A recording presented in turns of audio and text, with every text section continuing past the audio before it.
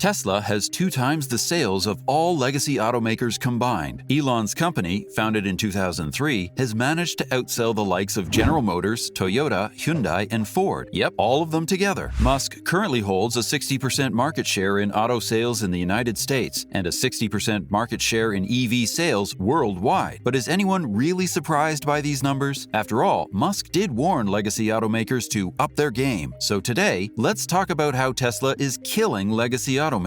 The death of ICE, the imminent danger of a global overdependence on fossil fuels, has existed since the days of the world's first gas engine. But it's still taken governments a long time to come to the realization that it might be time to take a step in banning the sale of automobiles that run on internal combustion engines, ICE. Now, that might be a little overambitious, what with the world quite literally surviving on fossil fuels and all. Still, governments have decided to slowly and gradually phase out ICE and switch over to green ways to travel. Take California, for example. The US state became one of the world's first to ban the sales of ICE by 2035. Sure, there was a little setback, and nothing's really set in stone just yet, but it's a step into a greener tomorrow. Now, it's not like EVs are completely in the clear. They do produce toxic emissions, and the lithium batteries used are pretty controversial. However, it's easier for governments to keep track of their carbon footprint and reduce carbon emission taxes with EVs than automobiles that run on diesel or petrol. Now, speaking of California again, did you know that Tesla's Model Y and Model 3 were the top-selling cars in the state? And we're not talking by a few tens of units here either. Tesla smoked its competition by a whole 2,000 units. Interestingly enough, the 2 models that outsold legacy vehicles are also considered the world's top 10 most expensive cars. Now, why would people pay more for Tesla when Toyota or Ford would get the same job done for much less? Again, it has to do with your carbon footprint. Studies show that after years and years of pleading with people to minimize their dependence on fossil fuels, the average folk are finally willing to listen to scientists. So the urgency to save the glaciers is coming from within too. Well, that's one reason. There are a few more, and we'll get to talk about them later on. For now, it's important to understand that legacy automakers, even if Tesla hadn't dropped onto the scene, would be having a hard time in this day and age anyway. And it's the fact that they just don't listen. Legacy automakers have been getting their stats all wrong. While several reports showed that ICE would die by 2028, several legacy automakers believed this was just an overestimation. It wasn't. If anything, the automakers underpredicted the global demand for electric vehicles. Musk once replied to a tweet claiming that he'd offered to lend several legacy automakers a hand catching up to Tesla, offering them their patent-free designs, expertise, and whatever they'd need to hack it, but they refused. Might have had something to do with the fact that when some of these automakers did dare enough to release an EV, it tanked. Experts believe that legacy automakers believed that instead of spending a pretty penny on a model that wasn't able to gather huge sales but cost a lot to make, they'd just stick to what they knew and what was already working for them. That did buy them just a few years, but the clock's ticking, and now they're struggling to catch up. Volkswagen, Mercedes, and Ford went as far as suggesting that there's actually a shrinking demand for EVs. Rivian, on the other hand, decided to up its production of EVs to catch up with Tesla, but we all know they're a long way from it. If anyone actually stands a real chance of competing with Tesla from the legacy bunch, it'd be Toyota. In fact, a poll asking average folk to rank their top 10 industry leaders in the EV game for the upcoming few years revealed that Toyota was the only car manufacturer that's existed beyond the 20-year mark that made it into the top 10. Toyota's hybrid electric vehicles are somewhat catching up to Tesla's brand. There's still a long way to go, but stats showed that the RAV4 Prime sold around 580,000 units in 2023, making up 7.3% of the market share. Interestingly enough, even though they didn't touch double digits, the RAV4 Prime is the 3rd best-selling EV in the United States, following Tesla's 60% dominance. The numbers don't lie. Some are trying, and some have given up already. What's interesting to note here is that Tesla's booming sales didn't just happen overnight. Sure, energy-conscious consumers make up a percentage of Tesla owners, but besides that, they have just about everyone signing up for their 4 models. It doesn't necessarily have everything to do with clean energy, or substantially less disastrous energy. The fact is, Tesla has branded itself as a car with advanced technology and meeting modern-day requirements, plus also becoming somewhat of a social status symbol. Legacy automakers such as Ford or Mercedes relied heavily on the fact that they held social status. That's changed. Look, there are plenty of expensive, luxurious cars on the market right now, but not all of them provide the same benefits as Tesla. And again, their market dominance didn't happen overnight. Now, you'd think that legacy legacy automakers, the key players in the industry who've managed to obliterate their competition for decades now, would have seen this coming and done something about it. Truth is, not only did they underestimate how popular EVs would be or how stern governments would get, but they just couldn't make their EVs rake in profits. Let's look at some examples. Lucid Group, an EV competitor designing luxury air sedans, failed to meet its expected sales in 2023 and lost $765 million. Rivian's had more luck. They've managed to raise $1.12 billion